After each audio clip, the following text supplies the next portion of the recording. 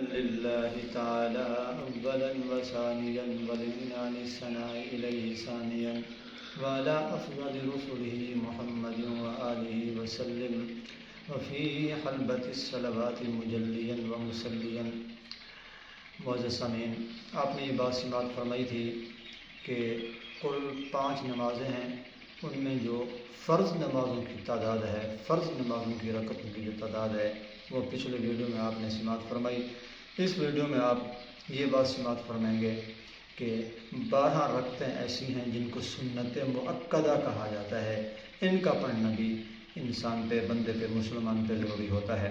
2 رکعت فجر کی نماز سے پہلے، 2 فرضوں سے پہلے، فجر کے 2 فرضوں سے پہلے 2 رکعت نماز سنت مؤکدہ ہے، 4 رکعت ظہر سے پہلے اور 2 رکعت 4 فرض ظہر کے پڑھنے کے بعد، 2 رکعت مغرب کے فرض پڑھنے کے بعد اور 2 رکعت عشاء کی نماز پڑھنے کے بعد، یہ کل ٹوٹل 12 رکعتیں بنتی ہیں۔ یہ 12 سنت رکعتیں ہیں، ان کا پڑھنا بندے پہ، مسلمان پہ ضروری ہے۔ اس پر میں ایک حدیث آپ کے سامنے پیش کر دیتا ہوں۔ حضرت ام حبیبہ ام المومنین رضی اللہ تعالی عنہا سے یہ روایت مروی ہے۔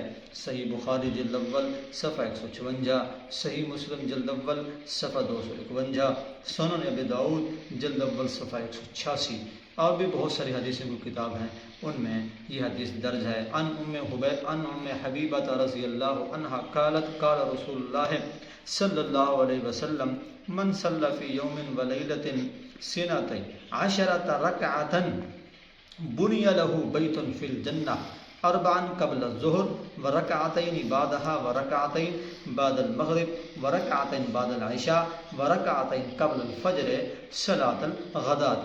حضرت ام المومنین حضرت ام حبیبہ رضی اللہ عنہ فرماتی ہیں کہ رسول اکرم صلی اللہ علیہ وسلم نے فرمایا، جو شخص دن رات میں 12 رکعتیں پڑھے گا اس کے لیے جنت میں گھر بنا دیا جائے گا۔ جو شخص 12 رکعتیں پڑھے گا اس کے لیے جنت میں گھر بنا دیا جائے گا۔ وہ 12 رکعتیں کون کون سی ہیں؟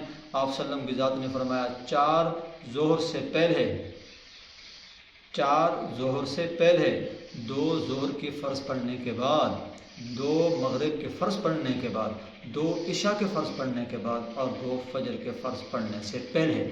یہ 12 رکعتیں ایسی ہیں اور ان کو سنت مؤکدہ کہا جاتا ہے، ان کا پڑھنا ضروری ہے۔ میری یہ بات جہاں تک پہنچ رہی ہے تو میں سب ساتھیوں سے، دوستوں سے یہ ریکویسٹ کروں گا کہ آپ فجر نماز باجماعت پڑھیں اور یہ جو 12 رکعتیں ہیں ان 12 رکعتوں کی پابندی کریں۔